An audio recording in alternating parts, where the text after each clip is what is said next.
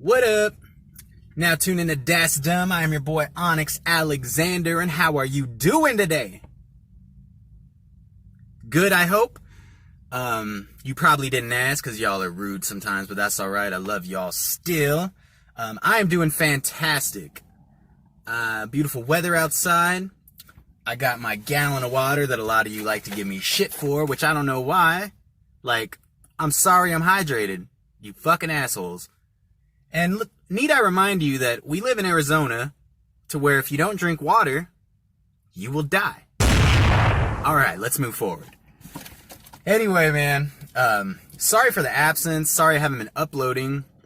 As I had said in the previous episode, I just got back to work, so I've been trying to move a lot of shit around to make this all work. I thought I decided on a upload schedule, but the way work was going, it just wasn't like I was forcing these videos, and I don't want to do that. It's just like music. When you force a song, that's when it starts sounding like shit. It doesn't sound authentic, and I don't want that. I'm not trying to lie to y'all.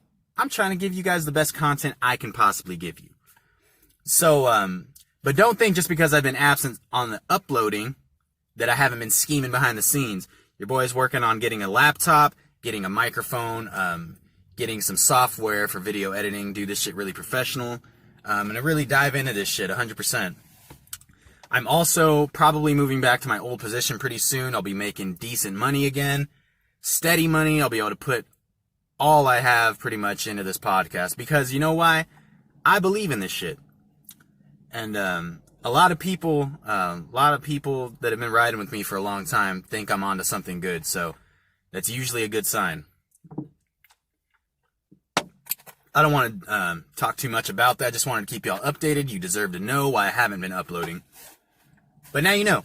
So once all that shit gets figured out, I will be uploading consistently as I keep promising you. I promise you it's coming. But, and it's going to be way better, man. So much better. The editing is going to be better. Especially the studio space that I'm looking into. Once I get back to my old position, I'll be actually looking into a studio, and I gotta say goodbye to the headquarters of the Honda. Good times we've had here in this Honda. But that's what's going on. So moving forward, I just want to talk about a couple things that were on my mind. I was just thinking that, when I was growing up, junior high to high school stage, that, I don't know, the topic of sex and, losing your virginity, it was, a rite of passage, I guess. And it was supposed to be kind of special. It was supposed to be with somebody that you thought was right for you. It was, supposed to be planned, I guess, you know? And, it was just, expectations versus reality. I know what I expected. I know I expected it to be with the girl that I was in love with. I thought it was supposed to be planned. I thought when P and the V happened, your boy was going to put it down. He was going to be like a fucking seasoned pro. But as you can assume, no, that's not how it went down. My first time was so fucking awkward, and it was with a chick that I thought was the right person. And, yeah, it was extreme. I didn't know what the fuck I was doing. So, I remember just laying there afterwards, like Ricky Bobby and shit, laying on his back, laying on my back, but feeling like Ricky Bobby, I don't know what to do with my hands. To be honest with you, I remember I smoked, I had smoked a cigarette before this, but I smoked one after sex because I thought that's, what you do. I don't even know why I had cigarettes, but I remember, smoking one, just feeling really fucking awkward. Really awkward. But, I don't know, man. I lost my virginity really young. I lost my virginity at 13 years old. So I had no business out there having sex. The only benefit to me having sex that early was that now I'm 27. That's 14 years of practice, dog. So, ladies, if you're curious, I still don't know what the fuck I'm doing in the bedroom. Sorry to disappoint y'all. Y'all ladies are hard to please. Sorry. But, no, man, getting to the point is that it used to be something special. Now the younger generation, it's just they're out here fucking just to fuck, you know what I mean? Like, they're just trying to get it out of the way. And, like, whatever, I'm not judging. All I'm saying is that I lost my virginity that young because there's a lot of childhood issues that tie into it. Yeah, like, that's a whole nother podcast. Like, honestly, I don't know if I'll ever talk about that shit with you guys, because I try to keep this podcast light. All I'm saying is there was a lot of issues that tied into me losing my virginity that young, and why I had hypersexuality, and why I still battle that hypersexuality today. But it's just weird to me that it's so fucking normalized. You know what I mean? It's so normal to have sex. And especially with these dating websites, like fucking dating websites, like Plenty of Fish, Tinder especially. Like, you just put your profile out there to the public and you hope someone likes your picture enough to match. And if you match, then you meet up and you do the deed. And you know what I hate? I hate motherfuckers like reading like the bios, like it's like just here for friends. It's like, yeah, I'm just here for friends too. They want to have sex. Like, don't lie, okay? Don't lie. You're not here to fucking make friends. If you want to make friends, go out somewhere. Like, everyone on Tinder's thinking about one thing, and I don't, like, maybe it's different for the rare few of you, but I'll tell you my Tinder experience. My ex and I, when we split, I did what, like, I feel like every dude tries to do. You try to fill the void by filling voids. I was having a lot of sex, y'all. And I don't know why. It made me feel worse afterwards every single time. Like, I was a wreck, dude. That was a bad breakup. I was, like, crying and shit after sex. Like, not in the bed, but, like, I'd definitely be like, yeah, I'm gonna go take a shower. Fucking showering, like, all by myself. You know what I mean? Anyway, so I'll tell you my Tinder experience. So, I'm talking to this chick for about 2 months, and, you know, we're good. Like, we shared a lot of similar tastes in movies, music. I knew she lived with a roommate not too far from where I was staying. I knew she smoked a lot of pot. She knew I drank. She knew I didn't smoke at the time. I knew she didn't drink. That was all good. So we're talking for like 2 months, like 2.5 months. And finally it's past the point of like where I think it's sketchy. Finally we set a date to actually kick it. So I go to her apartment and we just watched a movie. It's funny too because she's like, well, what movie do you want to watch? And I should have thought about a romantic movie, like, you know what I mean? Or like, I don't know, something more appropriate, but top of the head, I was just like, Sandlot. We're watching Sandlot. And I feel bad because every time I watch that movie, no matter what, I'm like I just can't contain myself. I have to quote every fucking line in that movie, like, you're killing me, Smalls. Oh, God. Like, you know what I mean? It fucks with me if I don't. So I'm sure she was annoyed, but whatever. Anyway, I bring my 6-pack over because I'm being modest. I don't want to let her know that I'm an alcoholic that soon. So anyway, I got my 6-pack. We're watching Sandlot. It's cool. We're kicking it. It's about to go down. She's rubbing my inner thigh. I'm touching her places. And as I had said before, she lives with a roommate. So I hear the doorknob jingling, the keys jingling. I'm just like, okay. So I back off because I feel like that would be rude. You know what I mean? And dude walks in, and I'm like, hey, what's up, man? And then he just flips out like, Bree, what the fuck is going on? Are you fucking kidding me? Who the fuck is this? So I'm like, oh shit. This guy is not just a roommate. Turns out, that guy was Bree's husband. Yeah. So apparently Bree had a diabolical plan to make her husband pissed off or jealous, and have him walk in on her fucking someone from Tinder. That someone being me. And let me tell you, if he would have walked in 5 minutes later, he would have saw my brown butt cheeks balls deep in his woman. Not a good sight, pal. That probably would have scarred you for life. But I'm glad you came home early. It was fucked up, man. I've been cheated on. I empathize. So I get up immediately. I was like, yo, man, I'm sorry. She didn't tell me. I'm leaving. Like, you will not hear from me again. You guys need to work this shit out. I'm so sorry. And then dude acts all Brody because he's pissed off now, and I don't know what's going through his head. But he stands in front of the door, and he's like, no, you're staying here, and we're going to figure out what's going on. And so that's when I was like, you got me fucked up. I'm trying to leave peacefully. Now either you're going to let me do that, and you're going to move, or I'm going to move you. So he moves out of the way of the door, and I go out. I'm walking towards my car. I'm trying to leave. He's following me now, talking shit to me the whole time. I've told him several times at this point, like, I'm sorry, man. I really didn't know. I'm leaving. I promise you I won't bother you anymore. He keeps following me, talking shit to me, calling me a piece of shit, like a fucking lowlife, a fucking scumbag, you name it. Any name in the book. Oh, fucking spick. I got called a spick. Whatever.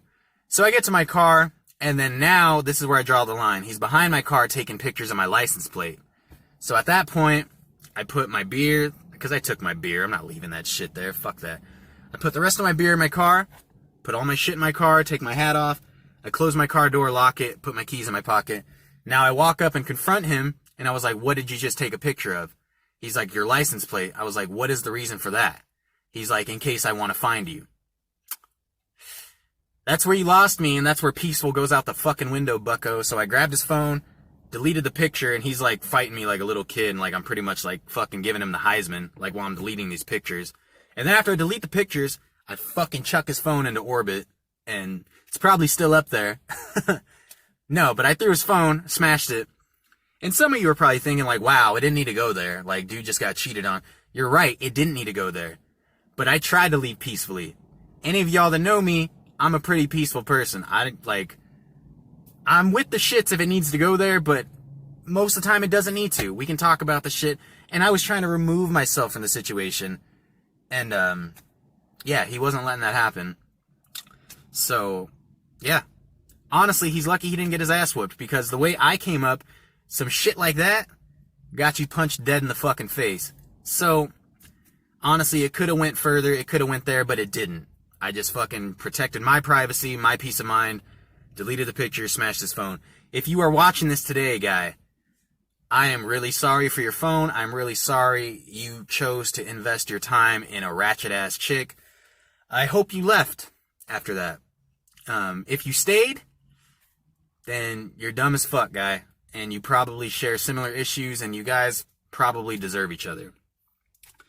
After that, I got home, reevaluated my priorities, deleted Tinder, and honestly, that's when I started actually, like, getting back, you know what I mean?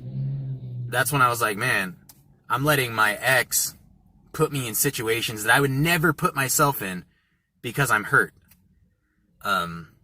So yeah, after that, man, I really started just working my ass off and, really tried to move on. And, that's the only way I did it. You had to go through a bunch of shit before you actually go to the other side and see, you know, the grass is greener or whatever the expression is. I hate those fucking things. Like, you gotta go through a tough time, man. And there's no other way to do it. You just gotta, that's the best way to move on. But yeah, so Tinder, normalizing that shit, I don't get it, but if that's your thing and it's successful for you, it wasn't even that successful for me. Like, it was humbling as fuck. I thought, like, I was gonna get on Tinder and be matching, but it turns out your boy is not as handsome as I think I am. Like, but that's fine. Like, with the weight loss, realistically, I'm like a hard 6.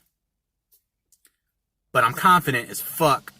So I walk out the house feeling like a 10. And that confidence has got me pretty far in life. Like, don't get me fucked up just because, like, I'm down right now. I'm bouncing back. But I'm just saying that confidence has got me pretty far. And as far as losing the virginity thing, like, it's supposed to be special. And, like, I'll tell you one more story on how special it is. Because you ever met someone that cries after they lost their virginity? I have. We were at a party, and everyone kind of cleared out. The last few people of us that were there, excuse me, we're just kicking it, and then I notice in the corner there's these 2 chicks, they're sisters, and they're both crying, right? So whatever, I'm like, I'm not touching that with the 10-foot pole. I'm gonna go kick it with my buddy over here. Excuse me for the burping, y'all. So I'm talking with my buddy, we're shooting the shit, talking with my buddy, and we're shooting the shit.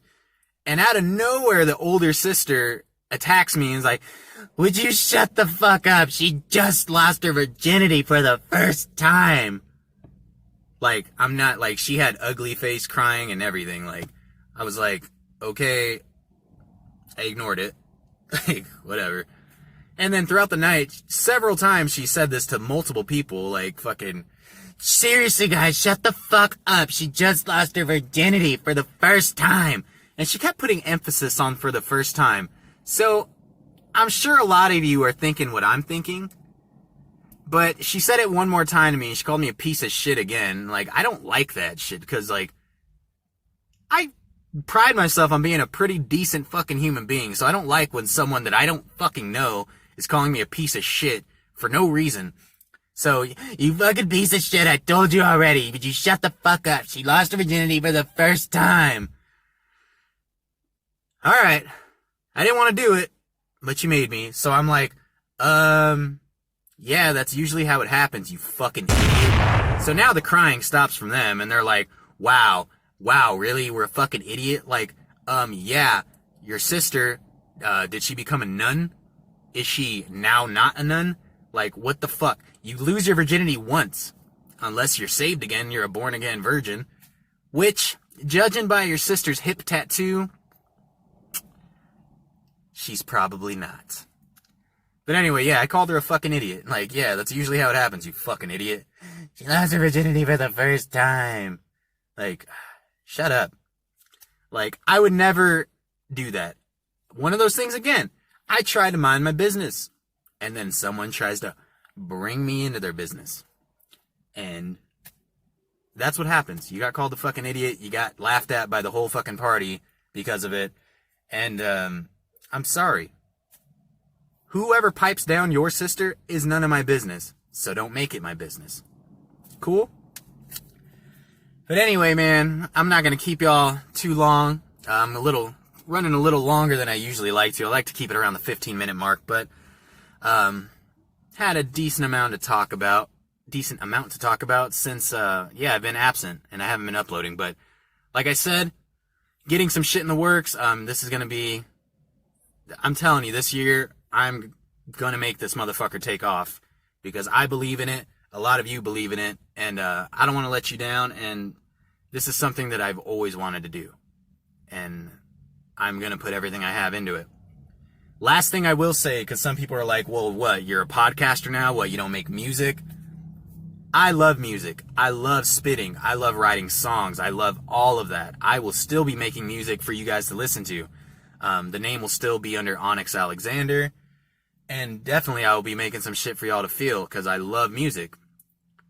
But doing the shows and doing, like, the promoting for the shows and all that shit, it just doesn't interest me right now.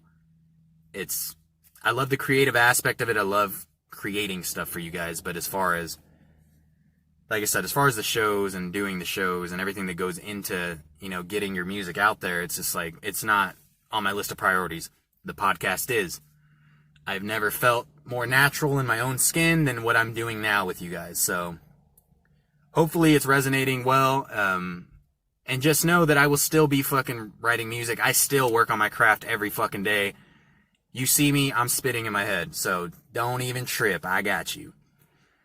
But with that being said, I'm gonna get off this bitch. Let y'all do whatever you need to do. Get out there and do something today. Because I'm going to go try to play some ball. If you see this and you want to go meet me at Red Mountain Park, shoot some hoops, get at me. Alright? I appreciate y'all. Until next time. Peace out.